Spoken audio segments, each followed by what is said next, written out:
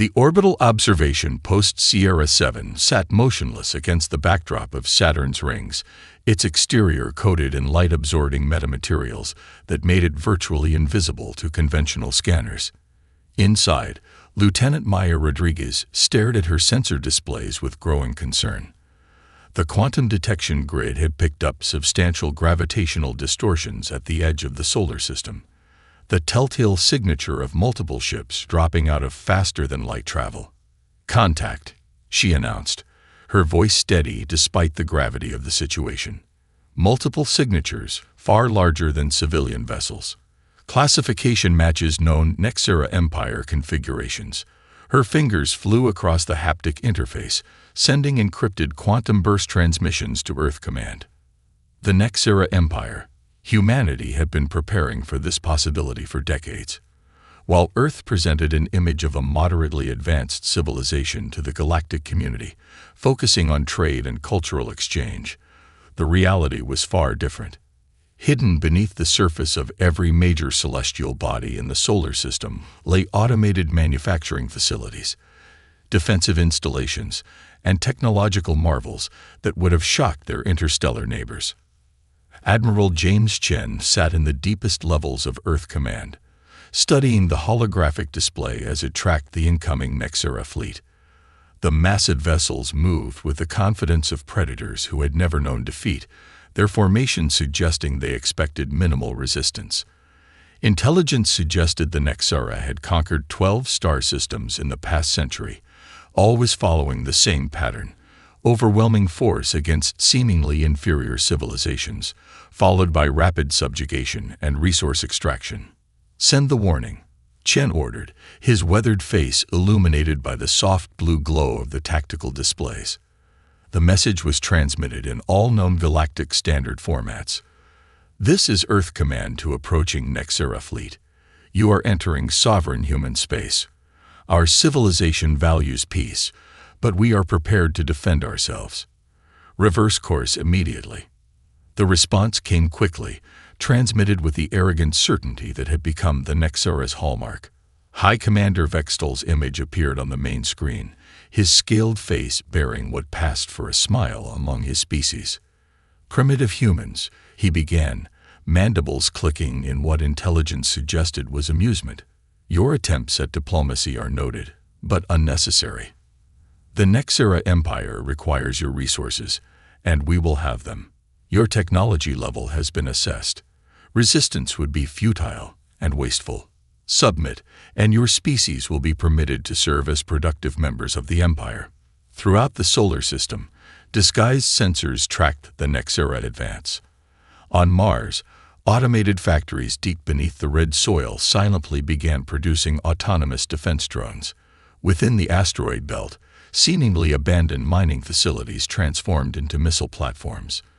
Beneath Europa's icy surface, quantum computers processed combat scenarios at incredible speeds, updating defensive strategies in real time. "They're maintaining course," Rodriguez reported from her observation post, reading energy signatures consistent with weapon systems coming online. 3 carrier-class vessels, 15 destroyers, and multiple support craft.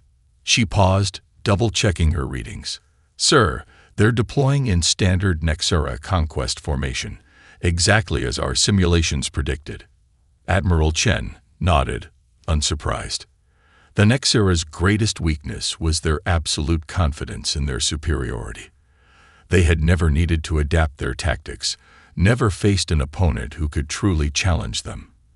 That was about to change. "All commands, maintain emissions control," Chen ordered. "Let them come deeper into the system. Activate Defense Plan Theta 9, but keep our advanced systems dark for now. Let's show them exactly what they're expecting to see."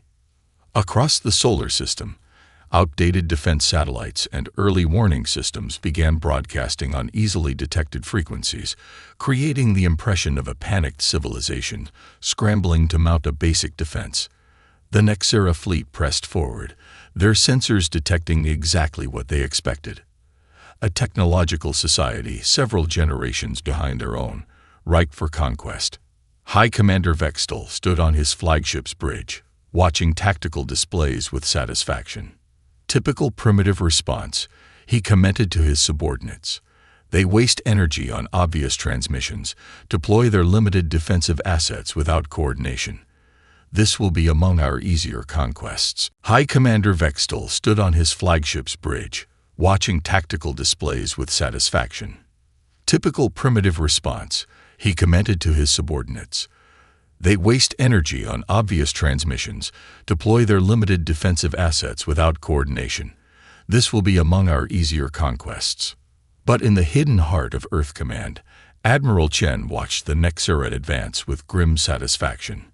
Every move they made had been predicted, every assumption about Earth's capabilities, carefully cultivated over years of subtle misdirection. As the invasion fleet passed the orbit of Neptune, Chen opened a secure channel to all hidden command nodes throughout the system. All commands, prepare for Phase 1. Let them believe in their superiority for a few moments more.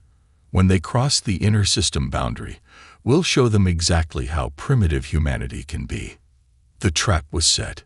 Humanity's greatest deception was about to be revealed, and the Nexera Empire was about to learn a harsh lesson about judging a civilization by its apparent technological level. The real question wasn't whether Earth could defend itself. It was how much of their advanced technology they would need to reveal to send the invaders running back to their empire with tales of warning. The Nexera fleet crossed Mars' orbit with the confidence of apex predators, their massive ships casting long shadows across the red planet's surface. High Commander Vextal watched with satisfaction as his forward scouts reported no significant resistance, just as expected from such a primitive species. The scattered defensive satellites they'd encountered had been easily destroyed, their outdated weapons barely scratching the Nexera ship shields. Status report, Vextal demanded, his scaled fingers tapping rhythmically on his command chair. Proceeding as anticipated, High Commander, his tactical officer responded. Human defensive measures are consistent with a Type II civilization. Their attempts at resistance have been predictable. In the depths of Earth Command, Admiral Chen watched the Nexera advance with calculated patience. The enemy fleet had triggered dozens of quantum sensors hidden throughout the system, providing a perfect real-time map of their formation. Every destroyed defensive satellite had transmitted valuable data about Nexera weapons systems and shield configurations before its destruction. They're approaching the asteroid belt, Lieutenant Rodriguez reported from her observation post. All ships maintaining standard Nexera assault formation. They haven't detected any of our true defensive platforms. Chen allowed himself a small smile. Initiate Phase 1. Let's give them their first surprise. Throughout the asteroid belt, what appeared to be abandoned mining facilities suddenly came to life. But these weren't the crude defensive platforms the Nexera had encountered so far. Quantum-linked targeting systems activated, and advanced AI combat systems began coordinating their response. The first indication that something was wrong came when 3 Nexera scout ships simultaneously disappeared from their tactical displays. There had been no warning, no energy signatures to detect. They simply ceased to exist. High Commander, the tactical officer's voice carried an unfamiliar note of concern. We've lost contact with forward elements, Alpha, Beta, and Gamma. Before Vextal could respond, space itself seemed to come alive. Dozens of asteroids that had appeared inert on their scans suddenly revealed themselves to be sophisticated weapon platforms. Graviton beams, previously thought to be theoretical weapons by Nexera scientists, lanced out from multiple directions simultaneously. Impossible. Vextal rose from his command chair as alerts blared across his bridge. These primitives shouldn't have this level of technology. Raise all shields to maximum power. But the graviton beams weren't aimed to destroy. They were precisely calibrated to disrupt the Nexera ship's artificial gravity systems. As crews suddenly found themselves floating helplessly inside their own vessels, a second wave of attacks began. Swarms of microsatellites, previously hidden by advanced cloaking technology, emerged from their hiding places within the asteroid field. Each one was barely larger than a human hand, but together they formed an intelligent network that could adapt and respond faster than any conventional fleet. "Sir," Rodriguez's voice carried a note of professional satisfaction. "The microswarm is performing exactly as designed. Nexera point defense systems are unable to track targets of that size moving at those speeds." The microswarm demonstrated exactly why size wasn't everything in space combat. The tiny drones slipped through the gaps in Nexera shield configurations, attaching themselves to ship hulls. Rather than explosives, they carried quantum phase disruptors, devices that could temporarily alter the atomic structure of hull materials. Vextol watched in horror as sections of his ship's supposedly impenetrable armor simply ceased to exist, leaving perfect circular holes through multiple decks. Emergency bulkheads slammed shut throughout the affected vessels, but the damage was done.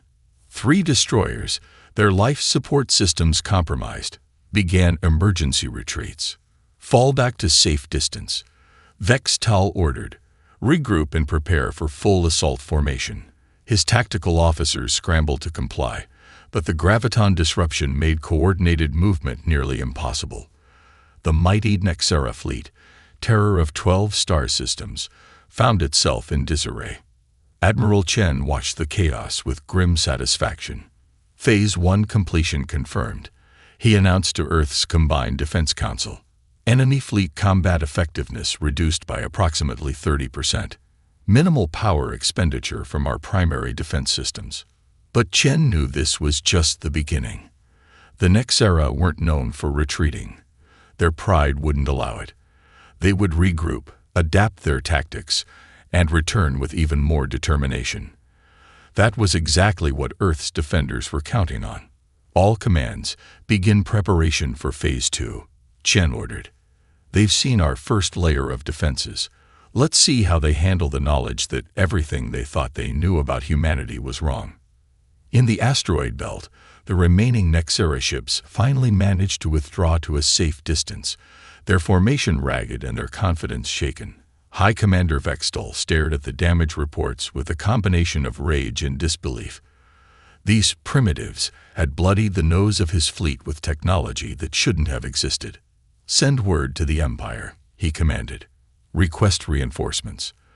These humans have hidden depths, but no matter what other surprises they have, they cannot stand against the full might of the Nexera Empire."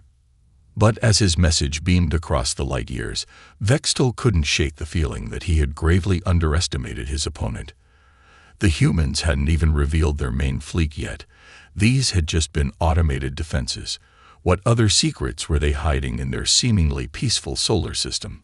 The answer would come sooner than he expected, and it would change the balance of power in the galaxy forever. Admiral Chen stood in Earth Command's strategic center, studying the quantum-entangled holographic display showing the Nexera fleet's regrouping efforts. The enemy had withdrawn to the orbit of Jupiter, using one of its larger moons as a shield while they effected repairs and waited for reinforcements. Their formation was more cautious now, their sensors sweeping space constantly for signs of the technology that had bloodied them. "Time to show them what we've really been working on," Chen announced to his command staff. "Deploy the Ghost Fleet." Deep beneath Europa's icy surface, in caverns hidden from all conventional detection methods, humanity's true naval powers stirred to life. The ships of the Ghost Fleet weren't the bulky, obvious warships the Nexera expected. Each vessel was a marvel of human engineering. Sleek, dark shapes built around quantum cores that could bend both light and gravity. Lieutenant Rodriguez, now transferred to the fleet flagship Artemis, watched as the ships emerged from their hidden docks. "Ghost Fleet launching, Admiral. All quantum drives nominal. Stealth systems at full capacity." The ships moved in perfect silence, their quantum drives producing no detectable emissions. They were practically invisible to every known form of detection: radar, lidar, gravitational, even neutrino sensors. The only way to spot them was to physically see them, and their metamaterial hulls made even that nearly impossible. High Commander Vextol paced on his bridge, mandibles clicking in agitation. The initial defeat had been humiliating, but the arrival of reinforcements would ensure final victory. The humans had revealed some impressive technology, yes, but they couldn't possibly match the full might of the multiple impacts. His tactical officer screamed. Unknown weapons penetrating our shields. The Ghost Fleet had struck without warning. Quantum torpedoes, weapons that could briefly phase through conventional matter, materialized inside Nexera ships, detonating with devastating precision. The human vessels remained invisible, striking from all angles with weapons that simply ignored the most advanced Nexera defenses. Return fire, Vextal ordered, but his gunners could find no targets. The few energy signatures they detected proved to be decoys, drawing Nexera fire away from the actual attack vessels. The proud Imperial fleet began to break formation, each ship firing desperately at shadows. Admiral Chen watched the tactical display with cold satisfaction. Execute Pattern Sigma. Let's show them what coordinated warfare really looks like. The Ghost Fleet moved as one organism, guided by quantum-linked AI systems that could react faster than organic minds. Ships appeared briefly, fired their impossible weapons, and vanished again before Nexera targeting systems could lock on. The humans had learned from centuries of their own warfare that the most devastating attacks were the ones you never saw coming. This is impossible. Vextal raged as another destroyer succumbed to quantum torpedo strikes. No species at their development level should have this technology. We monitored them for years. That was exactly what we wanted you to see. Chen's voice came through on all Nexera frequencies, calm and assured. While you watched our civilian technology, our public achievements, we were preparing. Every trade deal, every diplomatic exchange. We were studying you, learning your weaknesses, developing countermeasures to your every advantage. The Ghost Fleet's attacks continued relentlessly. Nexera ships found their computer systems compromised by quantum AI viruses that slipped through their most sophisticated cybernetic defenses. Communication between vessels became unreliable as human quantum jamming technology created bubbles of isolated spacetime around target ships. Lieutenant Rodriguez coordinated the fleet's movements from her station on the Artemis, watching as the mighty Nexera Armada began to crumble. Sir, enemy fleet cohesion is breaking down. Their formation is collapsing. But even in their desperation, the Nexera remained dangerous. A group of destroyers, realizing they couldn't hit the Ghost Fleet directly, began firing antimatter torpedoes in a spreading pattern. Space itself warped and twisted as the weapons detonated, creating zones of intense gravitational distortion. Clever, Chen admitted, but not clever enough. Activate the gravity wells. Hidden platforms throughout the outer solar system activated, projecting controlled singularities that caught the antimatter detonations and channeled their energy into contained corridors. The humans had turned space itself into a weapon, using the Nexera's own attacks against them. Vextal watched in horror as his fleet's most powerful weapons were turned into tools of their own destruction. Ships caught in the gravitational corridors were torn apart, their hulls stressed beyond design tolerances. The proud Nexera commander faced a terrible realization. They hadn't just underestimated human technology. They'd underestimated human strategic thinking. All ships, emergency retreat. He ordered, his voice shaking with rage and fear. Fall back beyond the gravity well effect. But as the Nexera fleet attempted to withdraw, they discovered another nasty surprise. The humans had seeded their retreat vectors with quantum mines, devices that existed in multiple spatial phases simultaneously. There was no safe path out. Chen opened the comm channel again. You have one chance, Commander Vextal. Surrender now, and we'll allow your surviving ships safe passage out of our system. Continue to fight, and we'll be forced to demonstrate even more of our capabilities. The threat hung in space along with the wreckage of proud Nexera warships, a clear demonstration that humanity had been holding back, testing their weapons and tactics rather than committing to full engagement. The galaxy's understanding of Earth's place in the technological hierarchy was about to change dramatically. High Commander Vextal's flagship limped through space, its once pristine hull scarred by weapons that shouldn't exist. The remnants of his fleet clustered around him, their formation tight and defensive. The proud Nexera commander had sent his distress call, but the reinforcements were still days away. Until then, his forces would have to survive against an enemy that had systematically stripped away every advantage they thought they possessed. Status of the human fleet, he demanded, though he already knew the answer would bring no comfort. Unknown, High Commander, his tactical officer replied, mandibles tight with stress. Their stealth technology exceeds our detection capabilities. We only see them when they want to be seen. In Earth Command, Admiral Chen and Lieutenant Rodriguez reviewed the latest battle data. The Ghost Fleet had withdrawn to recharge their quantum cores, but a new phase of operations was about to begin. Deploy the swarm intelligence units, Chen ordered. Let's show them why assuming technological superiority was their first mistake. Throughout the solar system, thousands of dormant pods activated. Each contained a self-replicating AI probe smaller than a human finger, powered by zero-point energy cells. They moved like schools of fish through space, their collective intelligence growing more sophisticated as they networked together. The first warning the Nexera had was when their external sensors began failing. The swarm had attached itself to their hulls, not to destroy but to learn. Each probe analyzed Nexera technology, feeding data back to Earth Command through quantum-entangled links that couldn't be intercepted or jammed.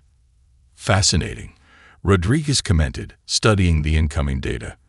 Their entire technological base relies on predictable physical principles. They never made the leap to quantum engineering. Chen nodded. That's why they didn't detect our advances. They were looking for developments along their own technological path, never considering we might take a completely different approach. The swarm's analysis complete, Chen initiated the next phase. The probes began reprogramming Nexera systems from the inside out, using their understanding of the alien technology to turn the invaders' own ships against them. Vextal watched in horror as system after system fell under human control. Weapons powered down. Shield generators cycled offline. Even life support systems began operating only at the human's discretion. This is Admiral Chen to all Nexera vessels. The human commander's voice came through on frequencies that should have been secure. We now have effective control of your basic ship functions. This demonstration is to show you that further resistance is not only futile but unnecessary.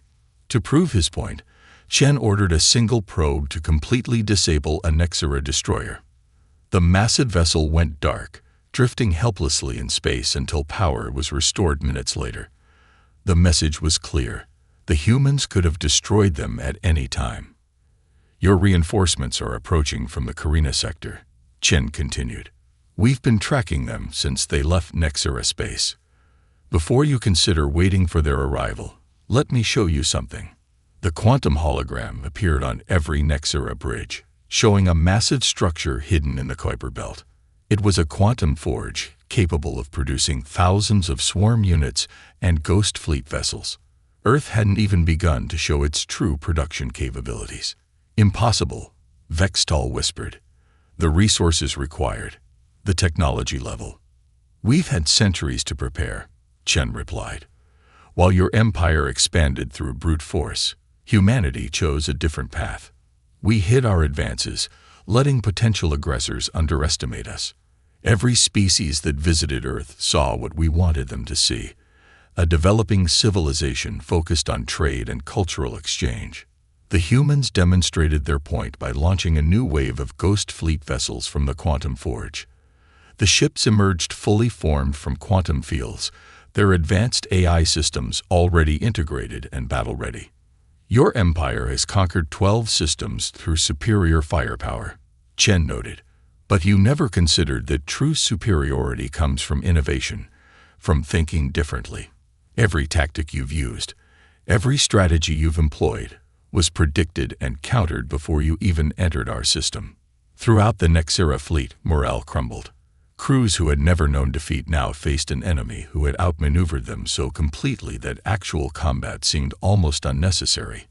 The humans hadn't just beaten them militarily, they had shattered the very foundation of Nexera military doctrine.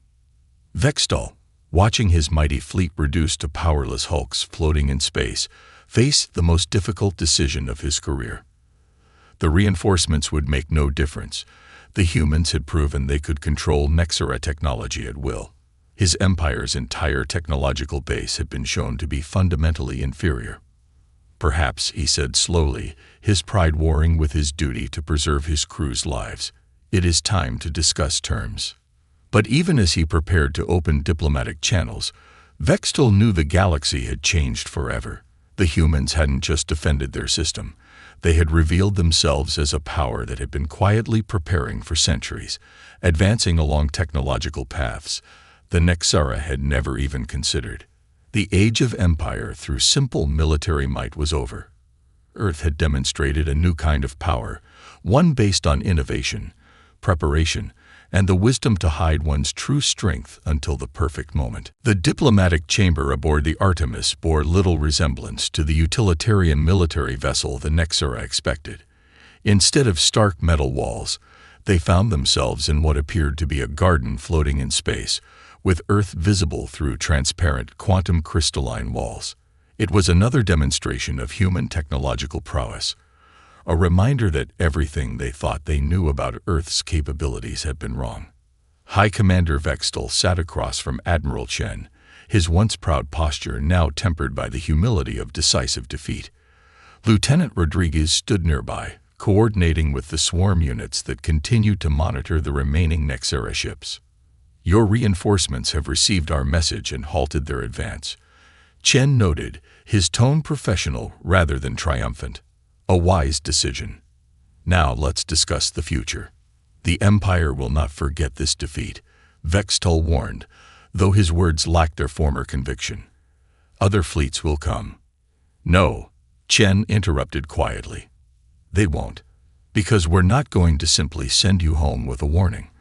We're going to show you why cooperation is more valuable than conquest." With a gesture, Chen activated the quantum hologram system.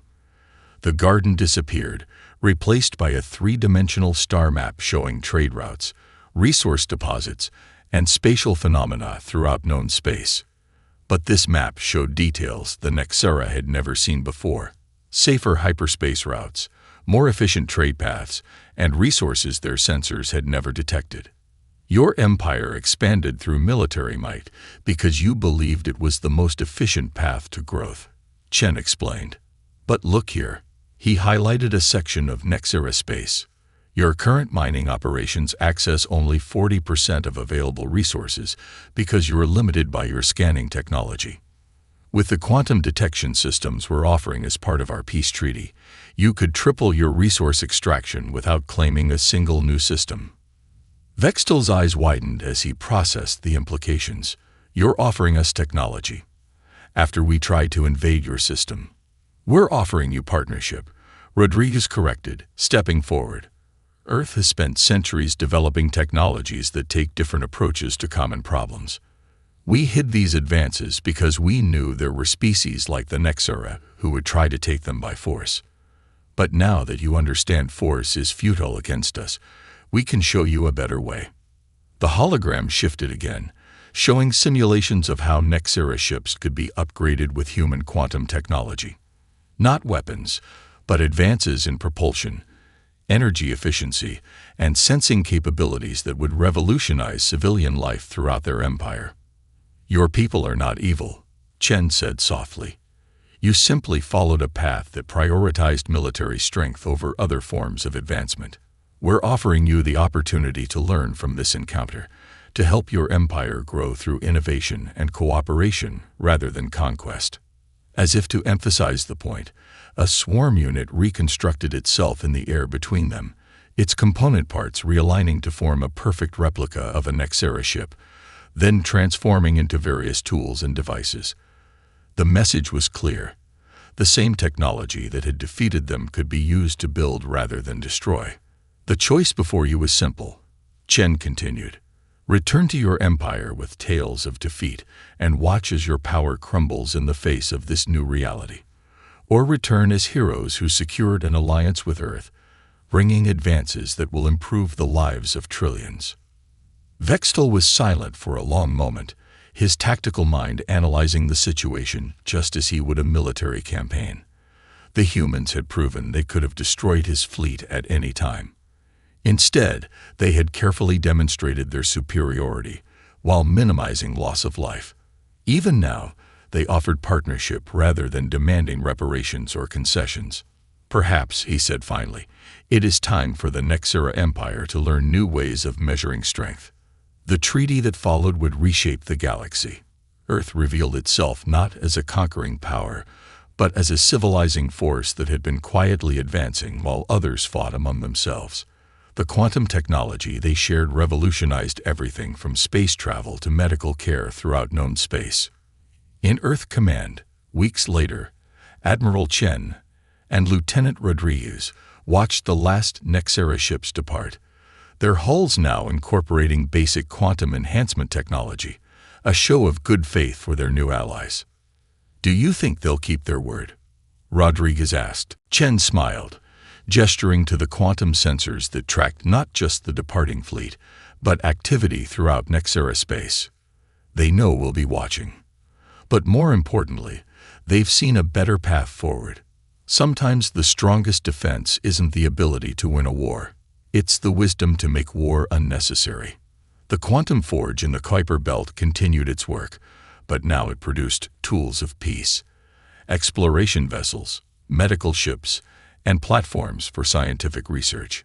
Earth had stepped onto the galactic stage not as another empire built on military might, but as something new, a civilization that had learned to grow beyond the need for conquest. The stars above Earth seemed different now. No longer were they just points of light hiding potential threats. They were beacons of opportunity, waiting for humanity to share its unique path of advancement with species ready to learn that true power lies not in the ability to take, but in the wisdom to share. The ignored message. Admiral Krethos stood on the bridge of the Dominator's edge, watching the stars bend and twist as his fleet dropped out of hyperspace. The Valdari Empire's most powerful armada had just completed another successful campaign, leaving the Zephyrian colonies in smoking ruins. 300 ships of various classes stretched across the void, their dark hulls gleaming with the markings of countless victories. The communication array crackled to life, interrupting his moment of satisfaction. "Admiral," called communications. Officer Velix, her scaled fingers dancing across the control panel.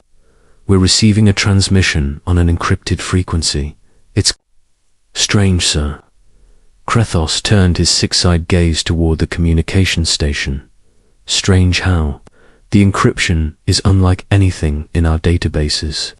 It's not from any known government or military organization. The source claims to be something called the Whisper Network." The Admiral's mandibles clicked in annoyance. Whisper Network. Sounds like resistance, propaganda. What do they want? Velix hesitated before responding. "They're warning us, sir.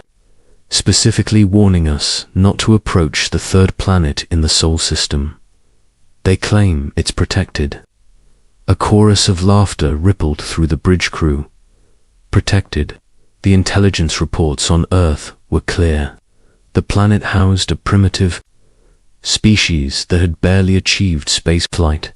Their most advanced weapons were crude nuclear devices, and they had no interstellar travel capability. The humans were isolated, divided into competing nations, and completely unaware of the galactic community surrounding them. "Put it through," Krethos commanded, settling into his command chair. The transmission filled the bridge with static before a voice emerged. It was neither human nor any known alien species, but something else entirely. Valdari Fleet commanded, "By Admiral Krethos, this is your final warning. The world you approach is under the protection of forces you cannot comprehend. Turn back now, or face consequences that will echo through your empire's history." The bridge fell silent. The voice continued.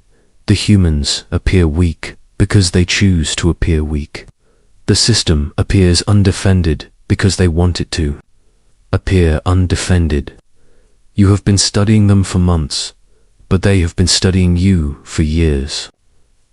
Krethos stood abruptly, his forearms spreading wide in a gesture of dismissal. Enough of this nonsense. Cut the transmission. He turned to his tactical officer. Jorix, what's our current intelligence on the Sol system? Commander Jorix, A, veteran of a dozen campaigns, consulted his displays. Standard scans show a Type G star with 9 planets.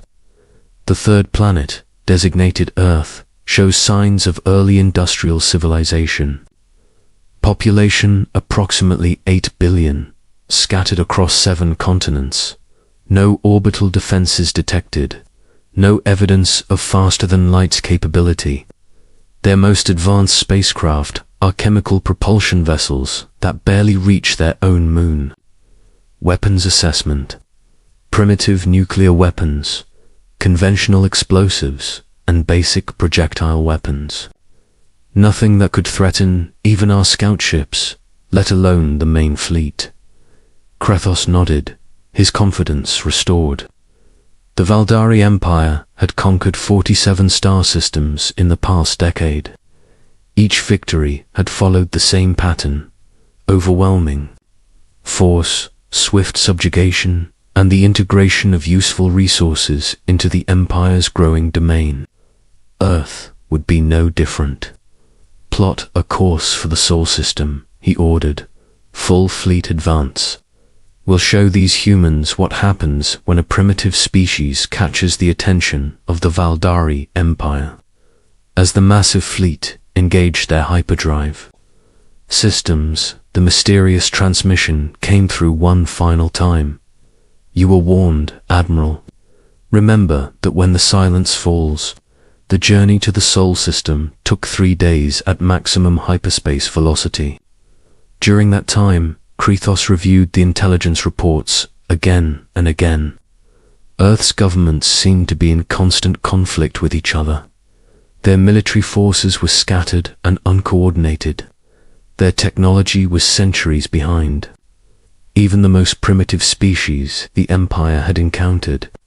The fleet dropped out of hyperspace at the edge of the Sol system, their sensors immediately beginning detailed scans of the inner planets. Everything appeared exactly as the intelligence reports had indicated. Mars showed signs of basic robotic exploration. Venus was a lifeless greenhouse world. Earth itself was a blue-green marble surrounded by a few small space stations and communication. Satellites. No hostile activity detected, reported Sensor Chief Grex. The orbital installations appear to be civilian in nature. Communication arrays, weather monitoring stations, and basic research facilities. Any sign of military response to our arrival? None, sir. In fact, they don't seem to have detected us at all. Their sensor technology is too primitive to register. Our presence at this distance. Krethos allowed himself a moment of satisfaction. The Whisper Network's warnings had been nothing more than an elaborate bluff, probably created by one of the Empire's many enemies trying to prevent the acquisition of another resource-rich world. Begin the approach, he commanded. Standard conquest formation will establish orbital supremacy first, then demand their surrender. The fleet moved deeper into the system, passing the outer planets without incident. Jupiter's massive bulk dominated the space around it, its moons following their ancient orbits. Saturn's rings glittered in the distance. Nothing seemed out of place.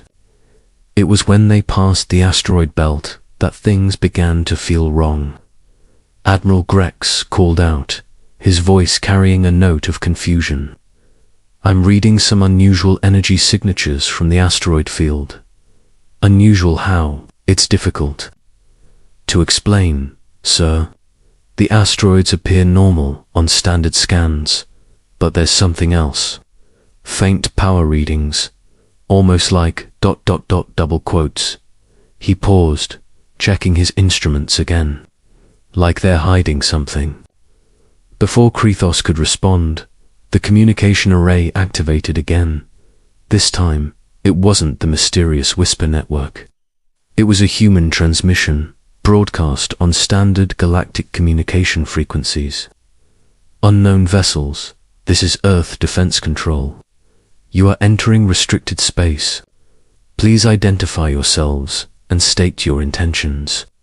The bridge crew exchanged glances. Earth Defense Control. The intelligence reports had made no mention of any unified defense organization. Human governments were supposed to be fragmented and competitive. How do they know we're here? Velix asked quietly.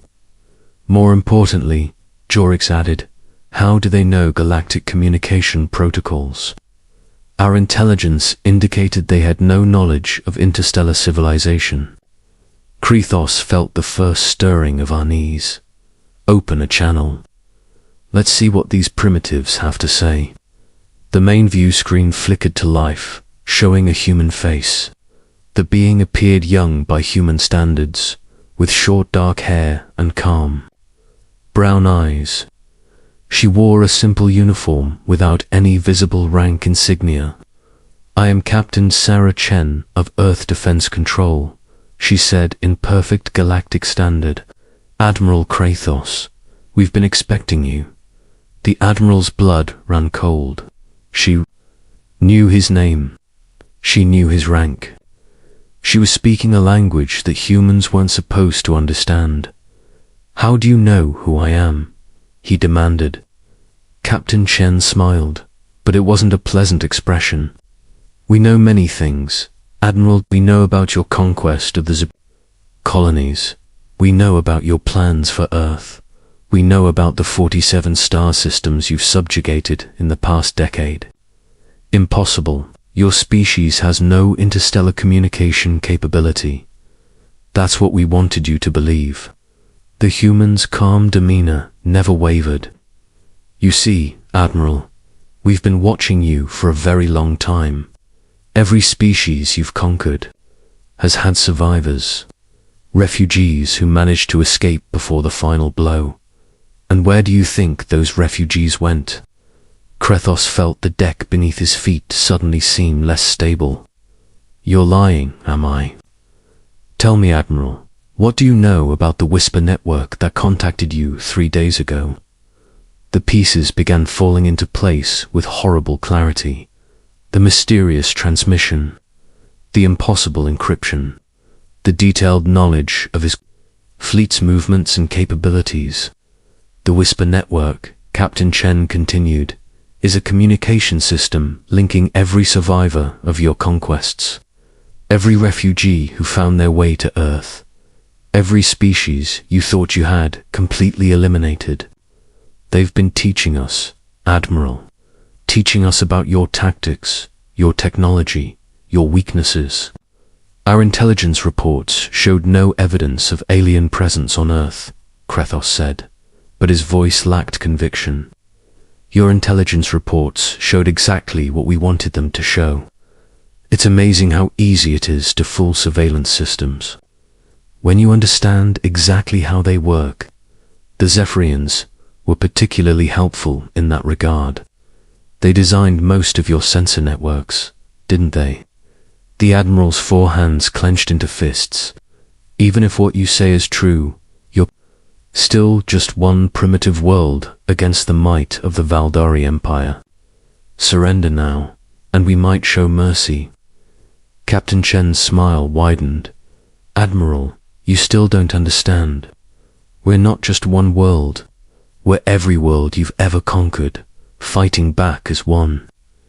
The view screen suddenly expanded to show multiple faces, Zephyrians, Cortaxians, Hylians, and a dozen other species that the Empire had supposedly eliminated. All of them speaking in unison. Welcome to Earth, Admiral Krithos. We've been waiting for you. The transmission ended, leaving the bridge in stunned silence. Outside the viewports, the stars suddenly didn't seem quite as friendly. The asteroid belt, which had appeared empty moments before, now seemed to pulse with hidden energy. "Admiral," Grex whispered, "I'm reading massive power signatures throughout the system. Whatever they're hiding, it's big." Krithos stared at the empty view screen, finally understanding that the Whisper Network's warning had been more than just propaganda. It had been a final chance to avoid a trap that had been years in the making. "All ships," he commanded, his voice hoarse. "Battle stations. We're going to need every weapon we have." As the Valdari fleet prepared for battle, the silence of space seemed to press in around them. They had come expecting to find a defenseless world. Instead, they had found something far more dangerous, a planet that had learned to turn the Empire's own strength against itself. The trap was set. The warning had been ignored, and now the price would be paid in full. The trap revealed the first wave of Earth's response came not from the planet itself, but from the asteroid belt behind them. What had appeared to be ordinary space rocks suddenly revealed themselves as massive weapons platforms, their surfaces shedding layers of sophisticated camouflage to expose gleaming metal and energy conduits. "Contacts behind us," Sensor Chief Grex shouted, his voice cracking with panic. "The asteroids are moving. They're not asteroids at all." Admiral Krithos watched in horror as hundreds of hidden stations powered up simultaneously, their weapons, systems tracking his fleet with mechanical precision. The energy signatures were unlike anything in the Valdari database, combining technologies from dozens of different species in ways that should have been impossible, evasive maneuvers. He commanded, "All ships, prepare for the attack," came before he could finish the order. But it wasn't the overwhelming barrage of destruction he expected. Instead, streams of silver projectiles emerged from the hidden platforms, moving with impossible speed and accuracy. They struck the Valdari ships with barely a whisper, passing through their shields as if they didn't exist. "Minimal damage reported," Commander Jorix called out. The projectiles appeared to be some kind of metallic dust. "They're not penetrating our armor." But even as he spoke, warning lights began flashing across the bridge. The metallic dust wasn't trying to destroy the ships immediately. It was doing something far more insidious. "Admiral," Chief Engineer Voss's voice crackled through the communication. "System, the projectiles are interfacing with our computer systems. They're not weapons. They're some kind of cybernetic infiltration device." Krithos felt ice form in his veins. "Shut down all external connections. Isolate the core systems." "Too late, sir. They're already inside the network." "They're not trying to destroy anything. They're there learning. Copying our databases, our tactical procedures, our communication protocols." The view screen flickered back to life, showing Captain Chen's face again, but this time she wasn't alone. Behind her stood representatives of every species the Valdari Empire had conquered, their faces grim with determination. Surprised, Admiral Chen asked. "Those nanoprobes contain the accumulated knowledge of 47 civilizations. Every tactical manual, every strategic doctrine, every technical specification your empire has ever developed. Your own ships are now teaching us how to defeat you." "Impossible," Krethos snarled. "Our security systems are impenetrable, are they?" A new voice joined the conversation. It belonged to a Zephyrian engineer, his blue skin marked with the ritual scars of his people. "I designed most of your current security protocols, Admiral. before your empire murdered my family and enslaved my world. Another face appeared on the screen, this one belonging to a Cortaxian military strategist. Your battle formations are quite impressive, Admiral. I should know. I created half of them before your forces destroyed my home system. The horrible truth was becoming clear. The Valdari Empire's conquests hadn't been as complete as they had believed. Each victory had left survivors, refugees who had somehow found their way to Earth, and Earth, incredibly, had welcomed them. "You're making a mistake," Krethos said, trying to project authority even as his fleet began to fall apart around him. "The Empire will send reinforcements. You cannot hope to stand against our full military might." Captain Chun's expression grew sad. "Admiral, you still don't understand. We're not fighting the Empire. We're saving it from itself, from the path of endless conquest and destruction it's chosen. Your empire has become a cancer in the galaxy, consuming everything it touches. We're performing surgery." The second wave of Earth's defense revealed itself as ships began emerging from behind the inner planets. But these weren't human vessels. They were ships from every civilization the Empire had conquered, rebuilt and retrofitted with technologies that combined the best of each species' innovations. "The Zephyrians taught us about energy manipulation," Chen explained as the mixed fleet took formation. "The Cortaxians showed us advanced metallurgy. The Hellions shared their knowledge of quantum mechanics. Together, we've created something new.